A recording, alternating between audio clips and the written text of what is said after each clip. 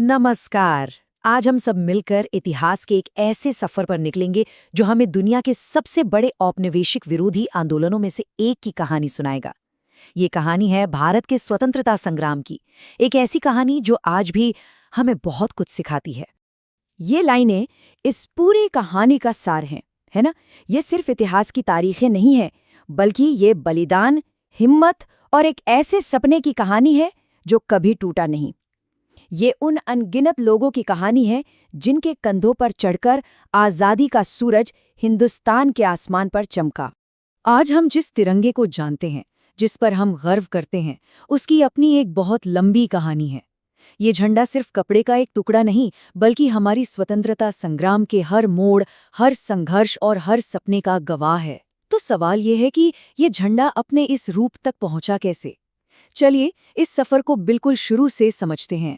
तो कहानी की शुरुआत होती है साल 1857 से। ये वो साल था जब ब्रिटिश शासन के खिलाफ पहली बार एक इतनी बड़ी संगठित बगावत हुई।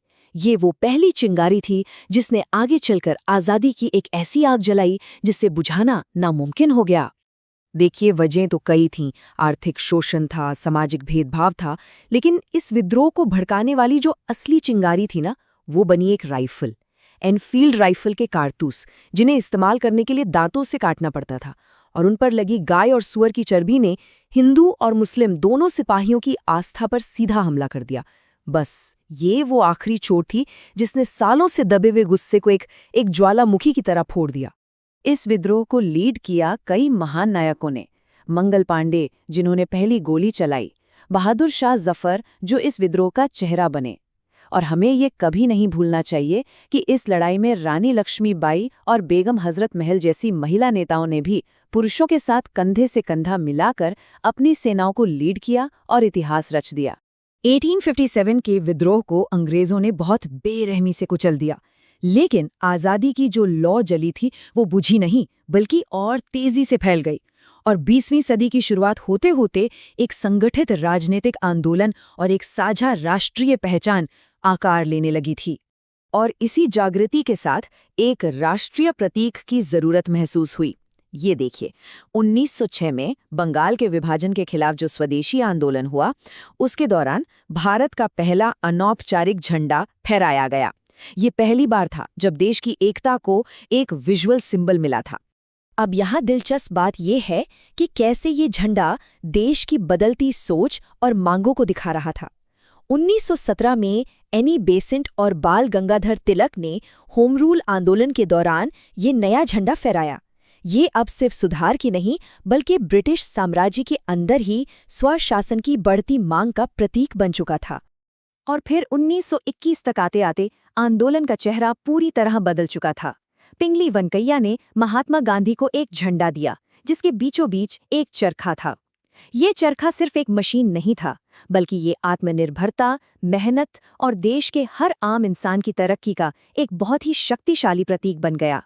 महात्मा गांधी के भारतीय राजनीति में आने के साथ ही स्वतंत्रता संग्राम ने एक बिल्कुल नया मोड़ ले लिया। अब ये कुछ पढ़े लिखे लोगों या सिर्फ क्रांतिकारियों का आंदोलन नहीं रह गया था, बल्कि ये करोड़ों आम भारतीयों के जन सविनय अवज्ञा का एक महासागर बन चुका था। गांधी जी के इन शब्दों ने इस नए दौर का सार बता दिया। उन्होंने ये महसूस किया कि सच्ची आज़ादी की लड़ाई तब तक नहीं जीती जा सकती जब तक देश की आधी आबादी यानी महिलाएं उसमें कंधे से कंधा मिलाकर ना चलें। और जानते हैं क्या? ठीक वैसा ही हुआ। अब एक बात समझनी बहुत जरूरी है कि आज़ादी की मंजिल तो एक थी, लेकिन उस तक पहुंचने के रास्ते अलग अलग थे। एक तरफ था गांधी जी का सत्याग्रह यानी अहिंसक रास्ता, जिसमें सरोजनी नायडू जैसी लीडर्स आ गई थी। तो दूसरी तरफ थे भगत सिंह, सूर्य सेन और प्रीतिलता वादेदार जैसे क्रांतिकारी। उनका सशस्त्र संघर्ष था जो मानते थे कि आज़ादी बलिदान मांगती है। रास्ते अलग थे पर मंजिल सबकी एक ही थी, भारत की पूर्ण स्वतंत्रता। 240 मील, ये सिर्फ एक दूरी नहीं है, ये एक साम्राज्य की नींव हिला देने वाले इरादे का नाप है। 1930 में गांधी जी ने नमक जैसी रोजमर्रा की चीज को अंग्रेजी हुकूमत के खिलाफ सबसे ताकतवर हथियार बना दिया। उन्होंने 240 मील पैदल चलकर दांडी तट पर गैर कानूनी तरीके से नमक बनाया और ब्रिटिश कानून को सीधी चुनौती दी।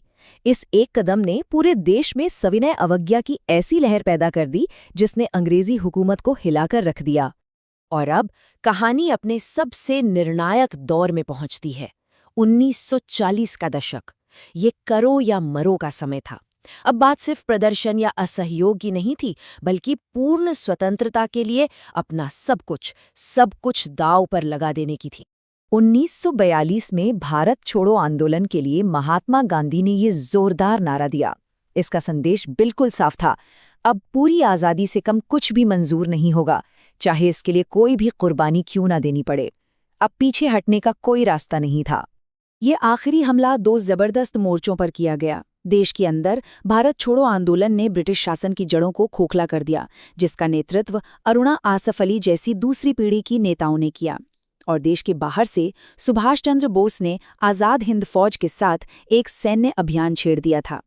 और फिर दशकों के संघर्ष, लाखों कुर्बानियों के बाद वो पल आखिरकार आ ही गया। लेकिन ये एक ऐसी जीत थी जिसमें विभाजन का एक बहुत गहरा जख्म भी था। स्वतंत्रता की खुशी बंटवारे के दर्द और त्रासदियों के साए में लिपटी हुई थी। जवाहरलाल नेहरू के इन अमर शब्दों ने उस ऐतिहासिक रात की उम्मीद और वादे को हमेशा के लिए कैद कर लिया। 15 अगस्त 1947 की आधी रात को भारत ने नियति के साथ अपना वो वादा पूरा किया और एक आज़ाद राष्ट्र के रूप में जागा। लेकिन उस उम्मीद भरी सुबह के साथ एक बहुत ही भयावह हकीकत भी जुड़ी थी। ये आंकड़ा उन लोगों का है जो रातों रात अपने ही घरों में बेगाने हो गए और विभाजन के दौरान विस्थापित हुए, करीब 1.5 करोड़ लोग। तो हाँ, आज़ादी की ये कीमत बहुत भारी थी। अंग्रेज़ों की फूट डालो और राज करो की नीति और बढ़ते सांप्रदायिक तनाव ने देश को तोड़ दिया। इसका नतीजा इतिहास के सबसे बड़े और हिंसक विस्थापनों में से एक। और इसकी विरासत का दर्द और कश्मीर जैसे मुद्दे आज भी हमारे साथ हैं। तो अंत में ये सब हमें एक बहुत ही महत्वपूर्ण सवाल पर लाकर छोड़ देता है।